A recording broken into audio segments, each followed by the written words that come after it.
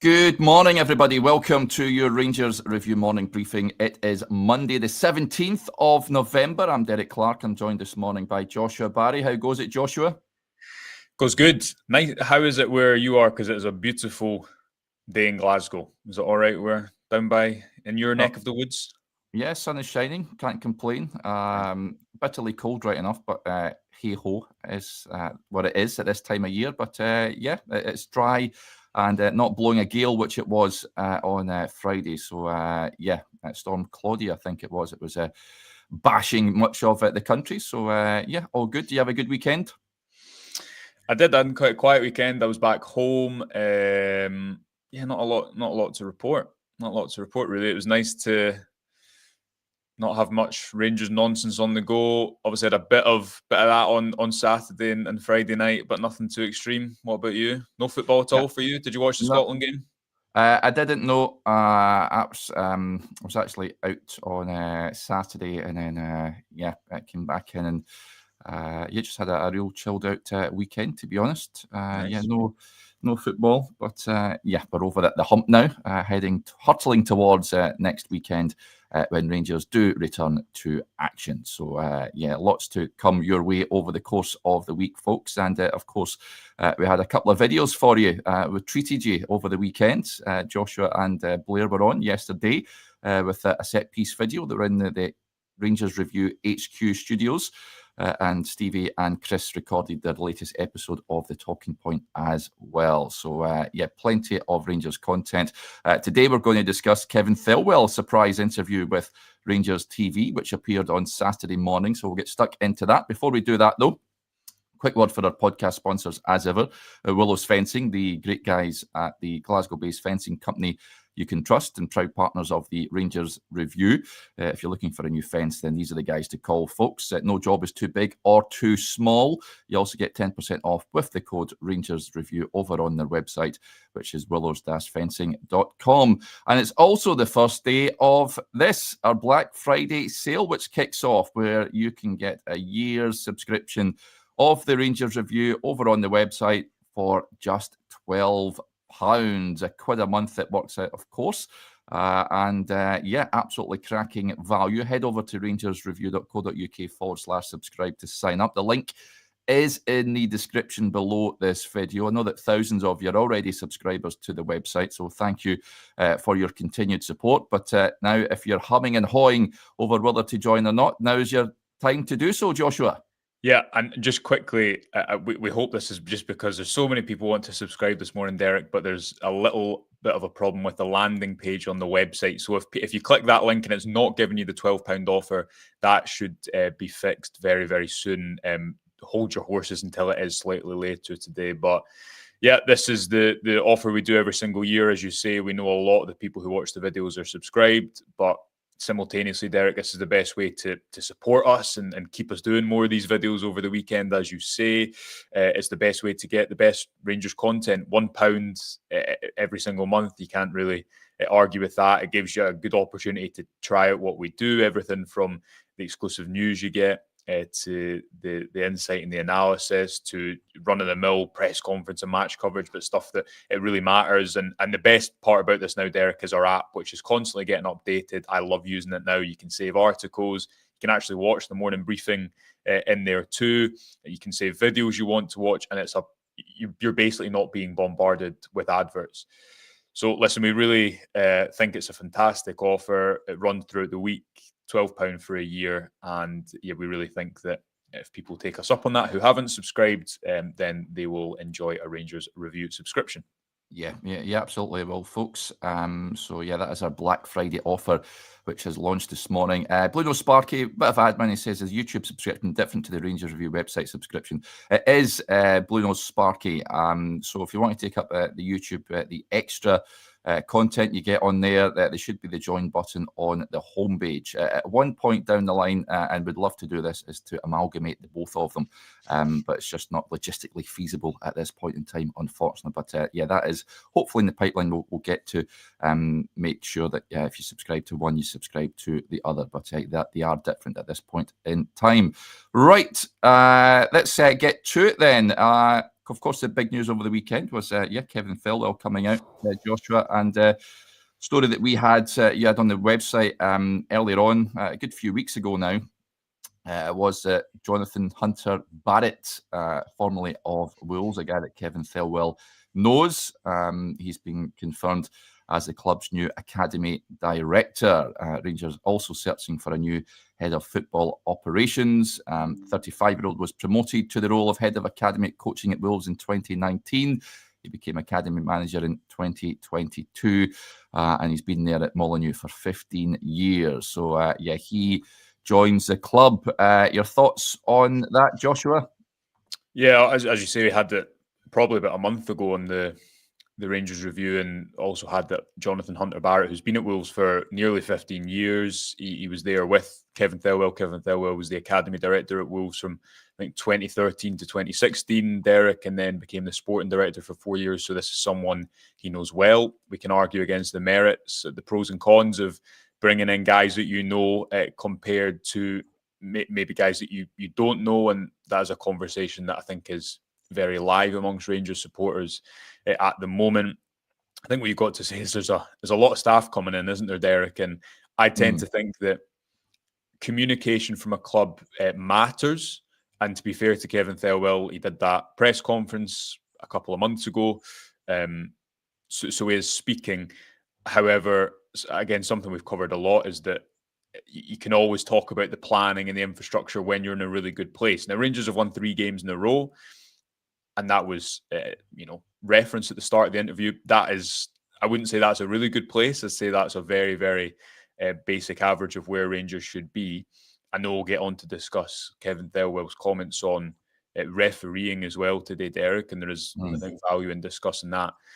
But largely for me, the story this season has been, even if you go back to that Old Firm semi-final, and I feel like we spoke about it to death at the time, although that decision had a material impact on the game, and although it was early in Danny Rohl's tenure, I just felt like that afternoon epitomised how Rangers haven't been well prepared enough. Even when Celtic were in this crisis, Rangers have been in more of a crisis and haven't been strong enough to really take advantage. So it's up to them, obviously, to try and change that narrative for the second part of the season. We've also got on the website today an interview with Chris Powell, who was Danny Rohl's assistant. We'll maybe discuss that at Sheffield Wednesday. And the more and more you hear about Rohl at the moment, the more positive it seems to be. He's still got a huge task on his hands because of the decisions that were taken in the summer and because of the way that Rangers started this campaign. But a lot to get into from that interview. Generally, I would say that are Rangers in a really good place at the moment? No, they're kind of at the floor of where they should be. Although I do agree that it looks like with the Rohl they have a good chance of improving because of how he started so far. Yeah, I've got no idea if it'll be a success or not. But again, it's just someone that he's worked with and he knows before, and you can understand why the fans are getting a little bit irate at Rangers bringing in guys that he's worked with before. I know that Kavanagh, when Danny Rohl was unveiled, one of the questions posed was regarding Kevin Thelwell bringing his son on board, and Andrew Kavanagh said at the time, if they know guys out there in the football world that they can bring in to sort of quicken the process and just bring expertise into the club, then he's all for it, pretty much. But I'm just a bit, are these the right guys for the job? You can understand why there's a bit of, that the supporters aren't right on board with this. Just seems to be people that he knows at this point in time. The proof will be in the pudding, of course, whether this is the right appointment. But that is confirmed. Jonathan Hunter Barrett as the new academy manager. Rangers have needed one of those to fill that role for quite some time. Moving on, you quite rightly say there was loads to unpack from that Rangers TV interview.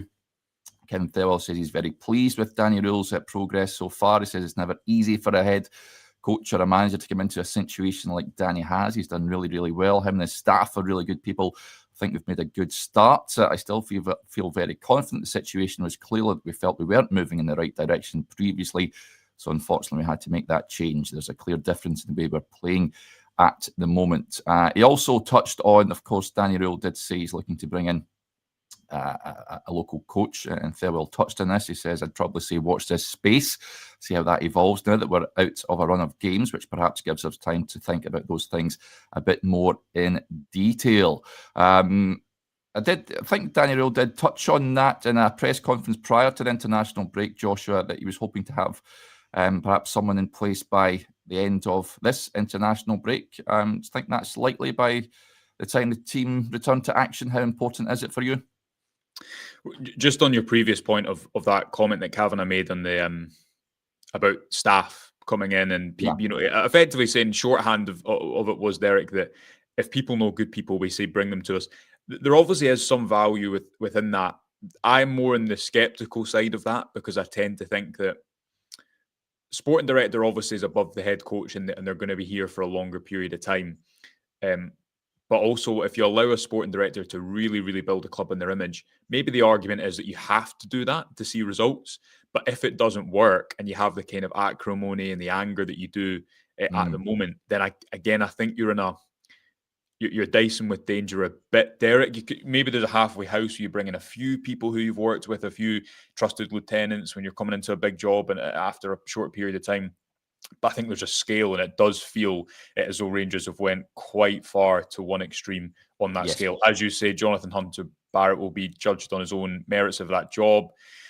How long does it take to judge an academy director? The issue is Rangers have started these cycles over and over and over again in recent years, but he will start that in the new year. And on the topic of coaches, we are led to believe, Chris reported on the website on Friday, and I know you guys discussed it, that a set-piece coach is very much in the pipeline, and our understanding on that is that is becoming more and more likely that it will happen. For me, that's a huge necessity because the numbers we had on the video Blair and I released yesterday, Rangers scored 17 and 21 set-piece goals in the 21-22 season, and then the 22-23 season. And then the following two seasons, they scored only 17 combined. So you're really taking that total and more than halving it. This season, only 3 clubs in the Scottish Premiership are conceding more from set pieces in terms of opportunities. And last season, Rangers and surprisingly Celtic, both the Old Firm clubs, scored the fewest number of set piece goals. Hibs with 18 scored more than Rangers and Celtic combined from set pieces. So it shows you, like, if Rangers had managed 20 set piece goals last season, where could they have been? So that's a huge untapped area for me that hasn't been consistent since about 2023.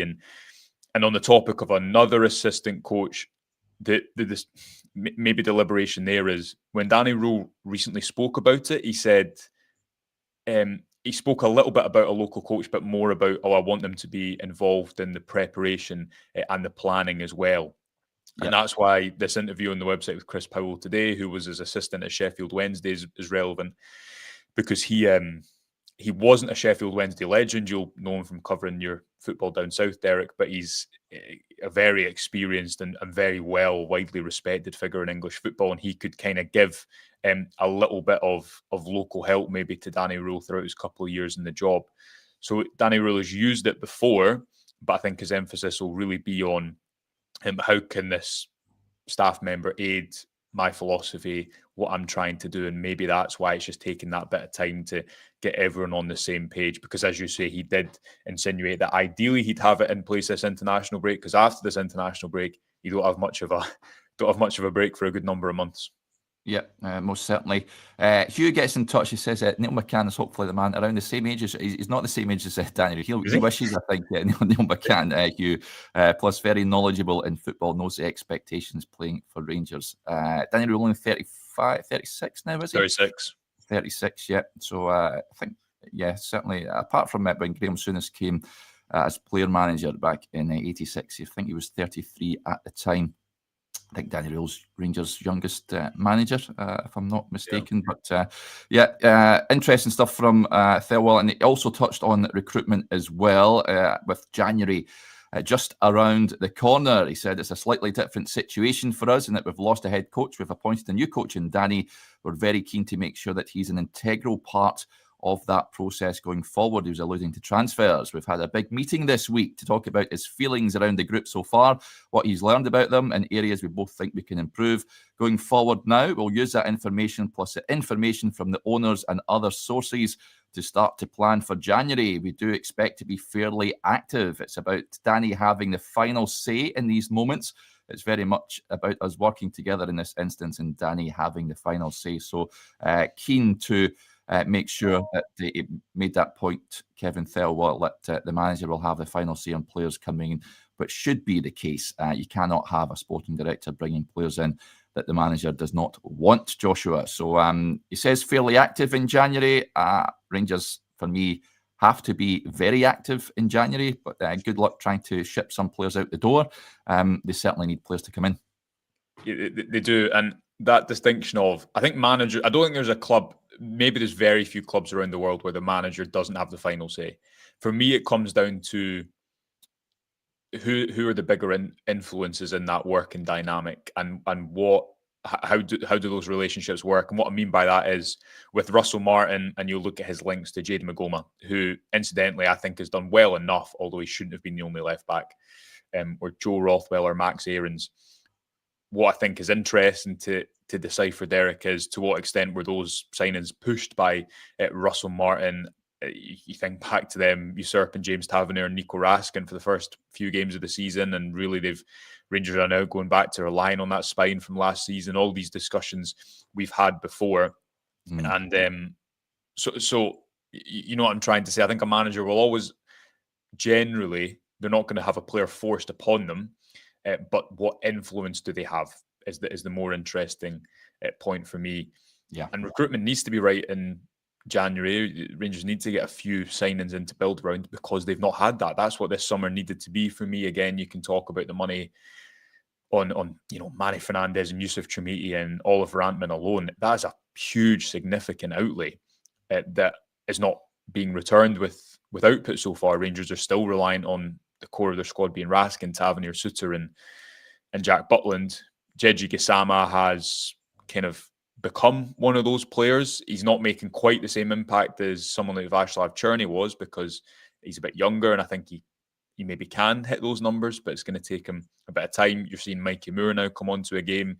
He's only a straight loan. Jayden Magoma generally has done well for a 19-year-old, but he's the only left back, which is a problem. So that's the focus for me, Derek, in January. Can Rangers get 2 or 3 to build around? How difficult is it to do that? You think back to January 2023 when they got Nico Raskin and Todd Cantwell, and at that time, obviously didn't end in a very good manner for Todd Cantwell, but at that time, that was 2 signings that really improved the midfield, which was an area Rangers needed a bit of freshness in. For me, they definitely need a solution up top. They need cover at left back, and arguably, I think they need a midfielder if Joe Rothwell isn't going to play that much, because Rothwell's only started, I think, 3 of 13 or 14 games since Bruges away. So I don't know about you, but that would be my priorities looking at it here and now. Yeah, Rothwell's an interesting one. I'd be, if they get an offer from a club, English Championship or whatever, I'd maybe parting ways with him. I think he's been pretty disappointing since arriving in the summer.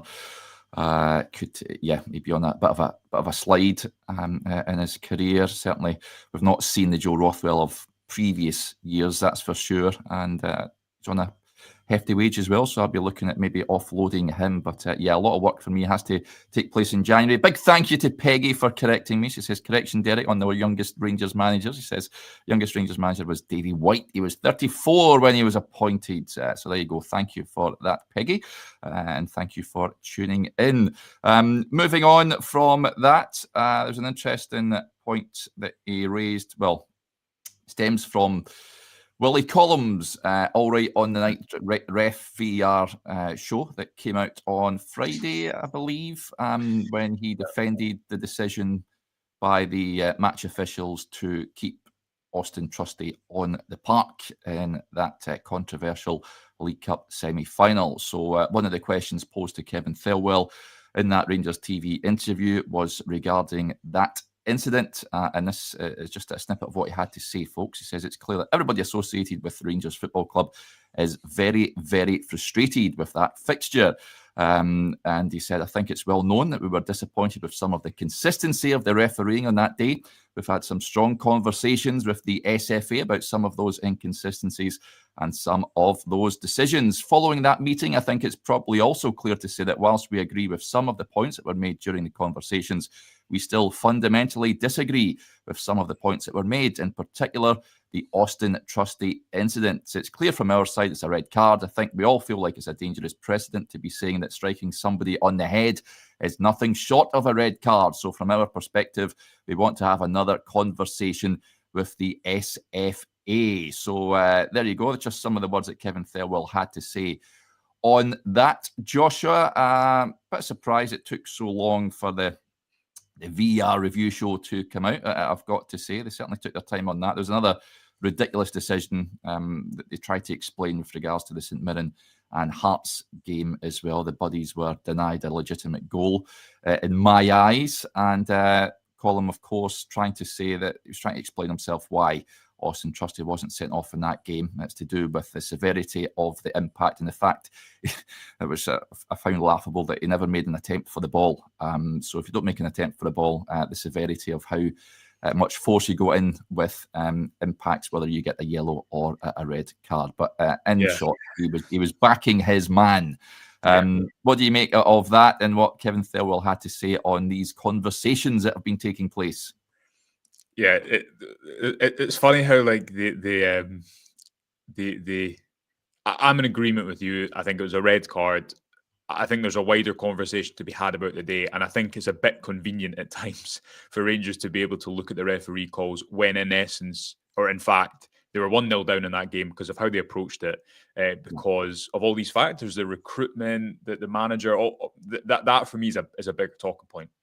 However, I think what Kevin Thelwell is right to say, and where Rangers are right, is that there needs to be not just greater attention on decisions that impact Rangers, but greater attention on inconsistencies in refereeing, which I think need to come down to having more of a conversation about having a professional pool of referees. My understanding on the work we're doing that Kevin Thelwell references is that it's not just about decisions that have impacted Rangers, but is also looking a little bit as well at other clubs, and generally just saying, how do we raise the standard? How do we improve the level of refereeing in our game? And that professional conversation, for me, Derek, is the, pardon the pun, the clear and obvious one to have, because this isn't an isolated incident. So I think that's the right thing to look at more widely to try and force that conversation.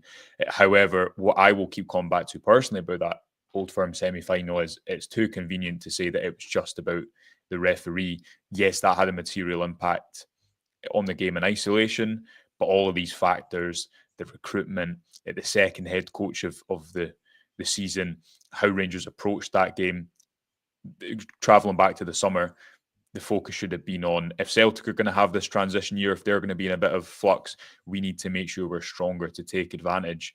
They might well be able to throughout the rest of the course of the season, but up until this point, they haven't been able to. Yeah. Yeah, it'll stick in the throat, just like the League Cup final last season as well. Like you, definitely there have to be a professional pool of referees. There's no one back in the day. I remember when I think it was on with Stevie a couple of weeks ago. We were talking about back in day and the referees that we had, and they were of a high standard. They were making World Cups and European Championships and what have you, but you very rarely get that anymore. I can't remember the last time. If someone in the comments can help me out with this, when was the last Scottish referee to officiate at a World Cup? Perhaps Craig Thompson, was that? I've seen, maybe. Yeah. You think he was a FIFA ref? But even go back to, you remember the Raskin goal goal at Easter Road, which the end of last season, which came to nothing because the league was done. But can you imagine if that was a league deciding game? And you look to the League Cup final, what happened last year. There is an element of subjectivity to the Trusty call, even though I think personally and general consensus, and you look at the KMI panel and you look at former referees speaking, and you had your friend, who did you?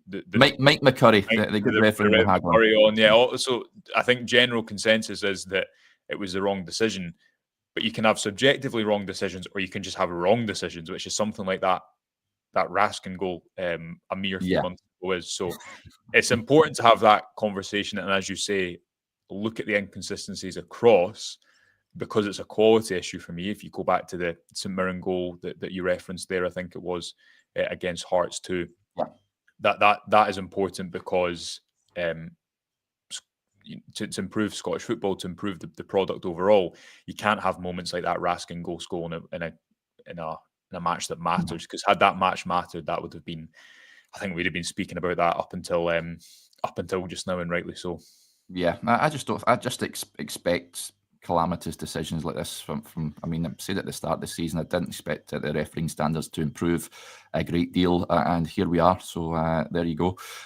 Big thank you to Bluebells Are Blue, who's kindly donated 5 Rangers Review memberships. That is excellent generosity, buddy. Thank you very much for that. So you can go and take those up, folks. Just speaking about that, incidentally, today is Monday, so we will be recording our weekly Q&A show at 1 p.m. this afternoon. So yeah, get your questions in, and we'll get through as many as we possibly can. So it's always a very well attended show, as the old Q&A. So we'll record that a little later on. You want to jump in there, Joshua? No, I was just happy to hear it was very well attended. That's very good. Do you know what one thing I want to raise, Derek, is we are contemplating a little Rangers Review live show ourselves at some point. Yeah. I think we have spoken about this, haven't we? We have spoken about it. Yeah. We have, yeah. Should if the demand is there, so yeah, let us know if that's something you'd be interested in. We've done one before a couple of years ago, I think, just before the 23-24 season. Michael Beale was in charge, so that's how long ago it was. Yeah, another classic. But we'll maybe try and do one of those in the new year as well, and take the Q&A on the road, Derek, so to speak. Yeah, I'm sure that will also be well attended if we do indeed do that. Yeah, very much up for that. Big thank you to John O'Donnell. Says homepage has been updated and he's just subbed for the year, taking out our Black Friday offer. So thank you, John, for that. I'm sure you will not be disappointed with the coverage that's on there. And you sort of alluded to it a little earlier on, Josh. You've got a great interview with Chris Powell on that website for folk to go and check out, where it is, as you mentioned, he worked with Danny Rohl. So it gives us a bit of an insight into his workings down at Hillsborough. Great player in his day, incidentally. Good left back. Probably still play at left back these days. Chris Powell keeps himself in good nick. But yeah, he's a good lad, is old Chris Powell, isn't he? Yeah, really interesting because he worked so closely with Danny Rohl for 2 years, and a few things that stood out for me. One was he talked a lot about how he garners respect, and he's not really, and this is Chris had a great piece over the weekend about Danny Rohl, setting out the tifo and some kind of behind the scenes insight from Chris, what he's been like with staff and how he tries to relate to people, and effectively how he's trying to build that bond with staff and with players and with supporters. And he's not a ranter or raver, not really a shouter, and he doesn't carry himself as such. And the point that Chris Powell made, who, is an very experienced player who's seen different eras in football. He was working with the English national team only a few years ago, and he says that what players want now is they want to know that shouting doesn't really work. They want to know, what is this coach going to do for me? And he says, what happened at Sheffield Wednesday when they were rooted to the bottom of the table? He came in and he said, he made a few changes that the players could say, common sense changes that the players could see and needed fixing, needed changing.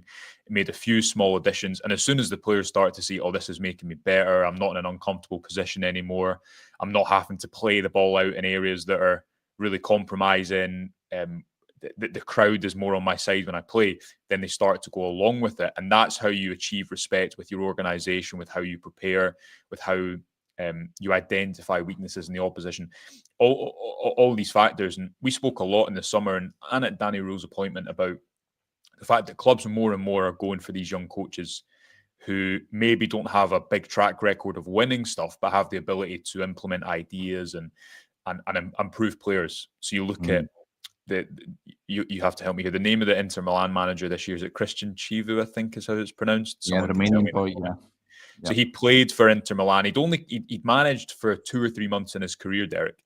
And Inter Milan, who just got to the Champions League final, gave him the job. That would never have happened 10 years ago. And actually, I think he interestingly beat Patrick Vieira, more experienced manager and a more high-profile player, to the job. But he'd worked in Inter's academy for a long time. They thought he had a track record of improving players, implementing ideas. Some of these appointments will work, some of them won't. You go look at Arteta, Xavi Alonso. There's a real trend of younger head coaches being appointed more for what they could do rather than what they have done. Now, you still need to be a certain figurehead at a club like Rangers, and that's the role that I think Rohl has played pretty well so far, but he'll still be tested in that because there's going to be a lot of bumps in the road. But yeah, Chris Powell gives us some really interesting insight into what he's like to work with, his tactical approach, how he deals with players, and that's the type of article that if you are subscribed alongside the news and the updates and the usual coverage, that is what will bring you kind of week to week to hopefully give you a little bit more insight from people who know, people like Danny Rohl and others, and keep you informed as to what is going on at Ibrox. Yeah, a few points before we wrap up. Bluebells and Blue gets back in touch. He says, Rangers review live from Benidorm, please. We'll get that sorted. That should be on the list. Fancy that, Joshua? I think some would enjoy that more than others. I think you and Johnny would wouldn't mind that. Yeah, definitely. Chris might as well. Listen, bit of sun. Wouldn't say no if we can make it happen. Never been to Benidorm before, but let's make that happen. And this, Vivian got in touch a little earlier on. I posted something last night. I was up with the dog last night. I noticed some strange lights in the sky. She says, did the aliens visit you last night, Derek? I was beamed up and was probed and all sorts, but before making it back down for today's briefing. But some strange goings on in the old sky. I know there was a meteor shower, I think, across much of the UK. I'm not too sure if that was that, I've got to say, but it could very well have been something extraterrestrial. Who knows? But there you go. Do you believe in? Do you believe in aliens, Joshua? Didn't have this at 32 minutes. The international break topic. Do you believe in aliens? I don't know. I've not thought about it that deeply. Do you? I think there must be something out there. I don't think we're alone, put it that way. But do let us know in the comments, folks. Do you think there are aliens out there? Are there aliens amongst us? Who knows? But there you go. Right, well, that's a good point to wrap the show up for today. A big thank you to Joshua, as ever.